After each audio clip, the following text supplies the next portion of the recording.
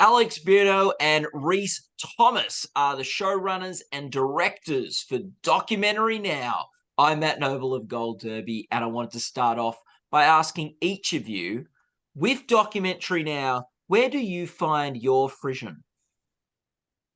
That's a great Alex, question. we'll start with you. I appreciate you dropping the frisson reference.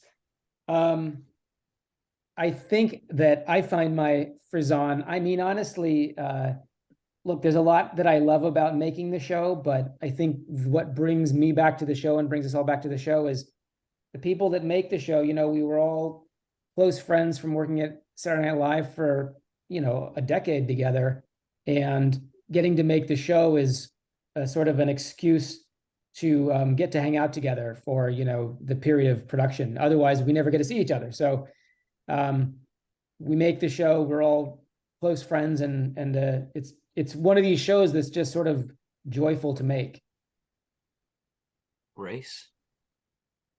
Yeah, no, I mean, I would echo that. I mean, we're lucky in that we've kind of, with IFC, got permission to make a show that really, I mean, ultimately it started from a place of just wanting to make a show that made us laugh as a group. And we've been fortunate to kind of get to keep going into this little bubble and work in that way, with a sort of a lot of freedom and therefore a lot of joy and it's always an adventure each season. We go down these wonderful little alleyways exploring favorite films and filmmakers. Again, it's such a, I still can't believe that someone lets us make this show, because it is so niche and specific, and it does feel self-indulgent to us as we're doing it, but in the best possible way.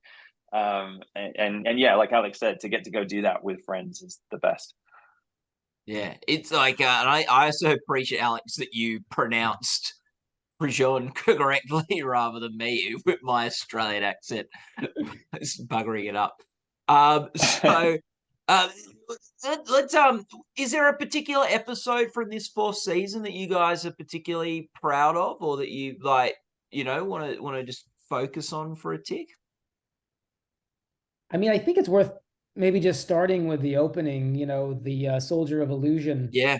Which was by far the hardest episode or couple of episodes to produce. The joke of it was, John Mulaney had a lot of fun thinking about the incredibly difficult production of Fitzcarraldo and the way that it was documented in Burden of Dreams, and then basically put Rhys and I in the exact same position of having to create this show in this extreme environment in this impossible conditions.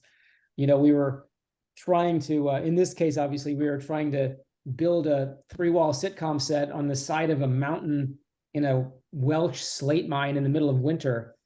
It wasn't exactly pushing a steamboat up the hill, but it was no joke. It was a pretty extreme shoot for us.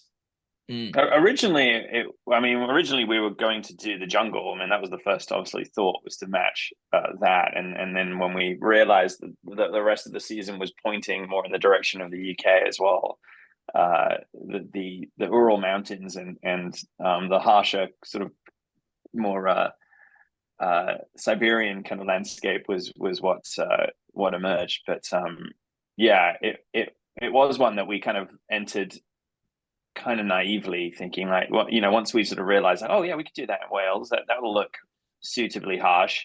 We didn't think about the realities of that we'd actually have to be there doing it.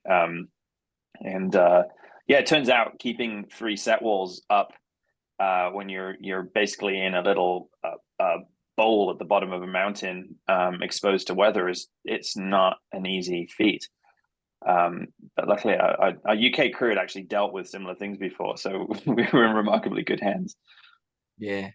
And like I think also what's ambitious about this particular episode as well is that you're drawing on multiple Werner Herzog documentaries. So you're not just like trying to imitate or parody one particular documentary, but you're piling sort of 3 or 4 stories and documentaries on top of each other. So how did you sort of choose which ones to lean in where, and how you sort of juggled doing a couple of documentaries all in one parody? I mean, I think ultimately, a lot of these episodes, they take shape first in these sort of very informal writers' rooms that we'll have when the whiff of a new season starts to drift in the air. We'll start gathering, and so in those meetings we might sort of circle a topic like Werner Herzog, and in that people will be pulling their favorite moments from some of his films, so that sort of melange kind of starts taking shape, but really it's hats off to then our writers, in this case John Mulaney, and his ability to sort of then weave a story where he can sort of pull in some of these references and things that we've sort of discussed, because I mean that's the trick, is to kind of try and make it feel quasi organic. And then, of course, for Alex and I, then as we're making it, sometimes, as you're scouting, as you're casting, as the sort of reality of the world starts fleshing out, sometimes then we will also then spot additional references that we might be able to sort of throw in or make visually. Yeah, a lot of the challenge of the show, not just in this episode, is just, I think, all of us, but Rhys and I in particular, like just becoming so familiar with the source material that we have the freedom to really have fun with it, and without being too prescriptive or without being too copycat, just really understanding like this is what we think the film was about, and this is what we think the filmmakers were going for, and how they made it. And in a lot of cases, we've had the good fortune of like reaching out to the actual filmmakers and asking them how they did it, and getting a lot of insight into what they were going for and what kind of how they made it. And so we try to just embrace that. But for people that love filmmaking and love documentaries, it's just it's a joyful challenge to try to like recreate these things as honestly as we can. And like, it's interesting because, like, you talked earlier, Alex, about like you guys and your Saturday Night Live background, where you're like doing live sketches that probably don't go much longer than 10 minutes ever. Like, it'd be a long sketch. But in this show, you are building a story in a world that is gonna play out, and the comedy is gonna like go along for the full 20 to 30 minutes, or when you do a two-parter, even longer. How did you sort of calibrate from a sort of Saturday Night Live environment where you're looking for short sketches and quick sort of delivery on punchlines, to a show where you sort of have room to breathe with the comedy and breathe with the jokes, and have things just develop over the course of 20 or more minutes? I think it changes, obviously, episode to episode. I mean, I think what we enjoyed, I think, stepping out of doing the films at SNL to this is, again, oftentimes, obviously when you're doing a 3-minute sketch, I mean, yeah, like you said, it's about sort of quick joke delivery and getting the audience on the ground quickly. And so sometimes you'll catch glimpses of really funny characters, but it's just a glimpse, and, you don't get to delve sort of into them. And that's definitely, I think the seed always, when we first started this show, obviously, Bill and Fred were our anchors as performers, and a lot of the episodes it was always about kind of building a pair of characters or a dynamic for the two of them. And so I think the show's always kind of started from that place of character, first and foremost. Like, even though we're sort of building to a conceit or a specific film, it's really like, do these characters have legs to sustain an episode, and is there, can we make a compelling story out of that? And obviously tonally each episode varies. Some are broader than others, and some are more, and it really just sort of plays to our different writers' strengths. John is really good at delivering a joke every sentence sometimes, and if you again, and that's the beauty of some of his episodes, is if you listen to them closely, you'll keep finding more jokes hidden within the narration, or with and then Seth, I think we sort of learned, I think has fun then sort of also developing an emotional core to the characters, and maybe sometimes with we've done a few more heartfelt episodes with him, and I think as the show's gone on, and we got more and more comfortable too with not always chasing the joke. That sometimes actually maybe the emotional arc here is more important than the joke. And but again, the beauty is kind of like SNL, where you produce a film and then move on to something completely different the next week and forget about it. That's the nice thing with our show, is that each episode is standalone. So you can try something out and then switch tones completely on the next film, and yeah, it's fun. Yeah. Well, Alex, like, it was like the first season or two of the show was, so the comedy was found a lot in the dynamic between Fred and Bill, as Rhys said. How do you think the comedy of the series has evolved? Now with 4 seasons in, and sort of that's not probably the anchor anymore to the stories, since you're using different actors more often. It's true. I mean, as Rhys was saying, it used to be that every episode was designed as a two-hander. It was Bill and Fred could be this duo, or Bill and Fred could be that duo. And it often drove us toward even thinking of or identifying documentaries that had that dynamic, So you go with Grey Gardens, because there's this, inherent sort of built-in two-hander dynamic, and there's characters for them. Or you look at the Thin Blue Line, there's 2 criminals that are sort of like talking at each other. And then slowly, as our talented stars' availabilities shifted, and we had a season where, Bill was off making his incredible show Barry and wasn't available when we were shooting, we had to open up the door and hope we could get some other fun players. And incredibly, the types of talent that's been interested in coming in has just been incredible, and suddenly you have Cate Blanchett, doing really funny, hard physical comedy in a characters that I feel like I've never seen her do before. And so I do think that the comedy has shifted away from being sort of constantly like a two-hander, and more of like, you can do character portraits. I mean, her season 3 episode, Waiting for the Artist, was very much like just like a biography of this one character.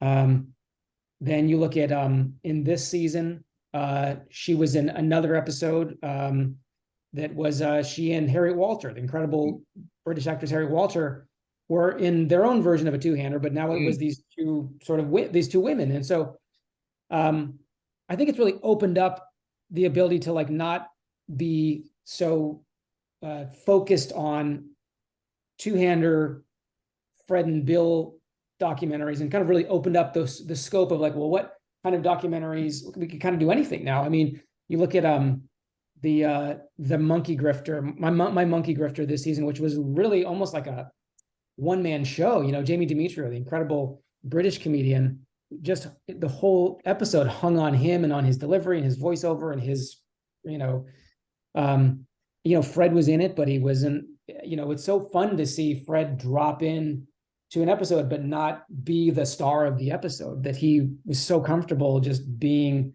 a supporting character and letting Jamie have the episode. Yeah, and it was nice to see Cate Blanchett return for season 4. So she must have had a good time on season 3. It's probably nice when actors come back to the show. And that episode, the 2 hairdressers at Bagleyport, is such a lovely one. And Fred pops into that one as well as the mailman. Just talk through this episode, where I think you've combined 2 documentaries again from 3 Salons at the Seaside, a BBC portrait of sort of life in a sort of small town sort of vibes, with the September issue, like documentary about a Vogue sort of cover shoot and all that sort of stuff. And you've merged those 2 into this lovely story that takes place in a small town, and the comedy's really in just those small little moments of interaction between people. Rhys, what was it like telling that story?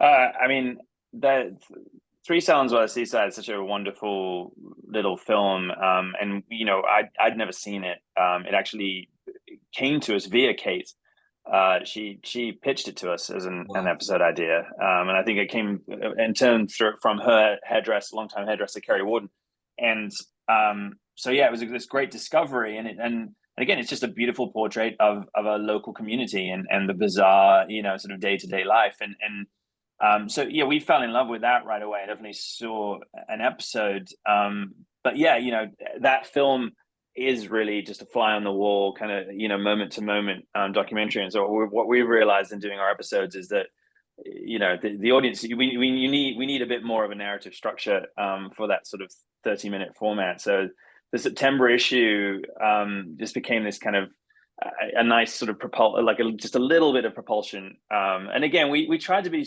kind of light with it, because not to take away from the sort of more delicate lives of the salon and that energy, but yeah, really that was we've always loved that documentary, and so it just felt like, okay, if we can just sort of pepper in just enough of an arc with that, then we'll be good. And again, that's all hats off to Seth. I mean, he was the one who really made that work. Yeah, I'll add to that. It obviously an incredible joy and opportunity to work with Cate Blanchett again, and to work with Harriet Walter.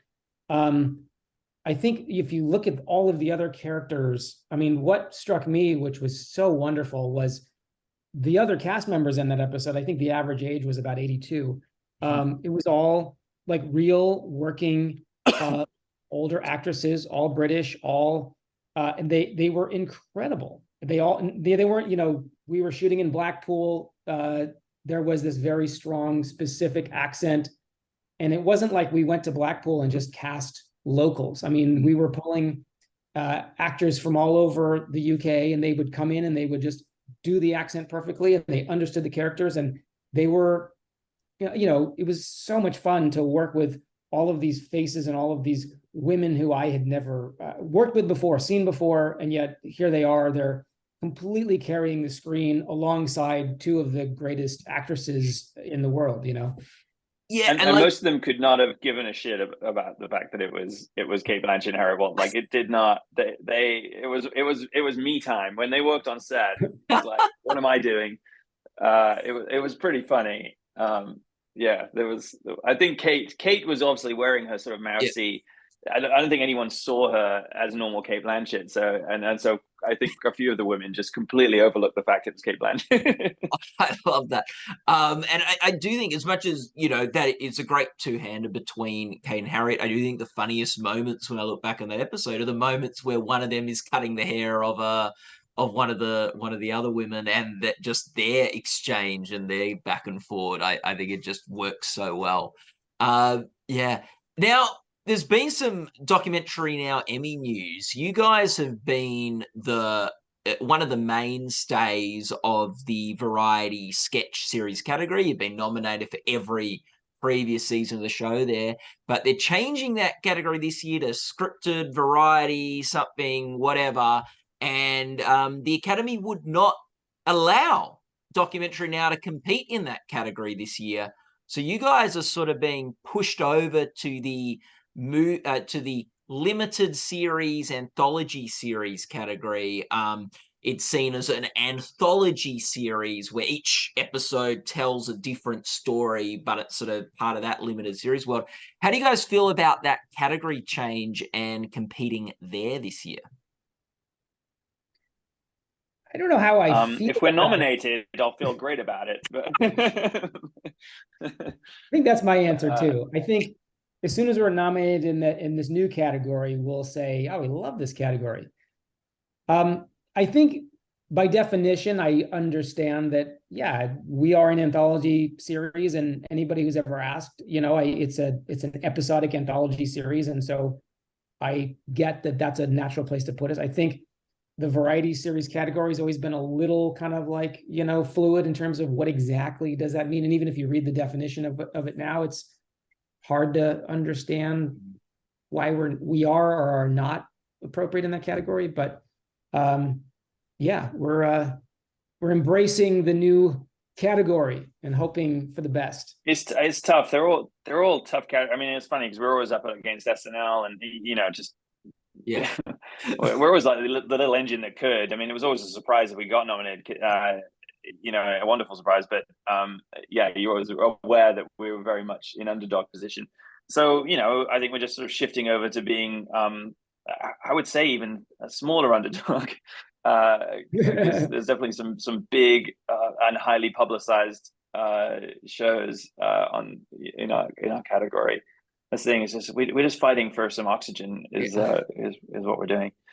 And you're going to be competing against some much more like dramatic fare. Like in some ways, Documentary Now was the show that sometimes, because you did tell those longer form stories, you could have those sorts of heart and character arc that the other variety sketch series couldn't have. But now you'll be competing against shows that like go a lot dark. Like, it's going to be such a range of different shows. There might be another comedy as well, but it's going to be funny shows, serious shows, tragic shows. So yeah, I mean, what's the opinion at Gold Derby about this? Did our odds go up or did they decrease when you heard about it? That's a good question. I think it's like Saturday Night Live has won for so many years in a row. That's a tough category to win the sketch scripted series. But I think usually, like, there's maybe room for like one comedy type show in the field, and sometimes you have more nominees in the limited series categories. Yeah, so I don't know. That's a really good question. My gut would have been it might be a bit more of a challenge this year for you, but there's like more directions they can go. I kind of was hoping to come out of this with a promise that we were going to get nominated. Yeah. That was part of the agreement to no. Yeah. I think you're in it, and I think there are more slots for the best limited series than us because of there being less variety scripted. The last couple of years, there's only been 2 nominees in the variety sketch category. Yeah. So, yeah. I am hoping that, because I mean there are a couple of other comedies in the new category, but for the most part, it is dark or dramatic and fairly dark. There's a lot of murdery, dark, bleak storytelling in this category, and so I'm hoping maybe there is room for a pretty silly absurdist comedy experiment. And I think that's the strength for Documentary Now in your new categories is you are so different to the other shows. And we did talk about how you're different from a sketch show and things like that earlier, but there is a real point of distinction that you guys will have in this race. It'll be interesting to see your actors also. We're campaigning on a platform of joy. Joy. If you're a fan of happiness, then you got to vote for Documentary Now. If you're not, then we get it. We know who you are now. Yeah. That's so good. I have one more question for you guys. In the world of Documentary Now, Helen Mirren introduces each episode, or should I say Dame Helen Mirren introduces each episode, and she always she introduces, at least this year, she introduced as the 53rd season of Documentary Now. Do you guys envision that she started hosting that when she was in her mid-20s? It's funny. I'm trying to remember what we have talked about this backstory. She and Helen actually had a version. I feel like we did talk about there was a previous host. I'm trying to remember who it was though.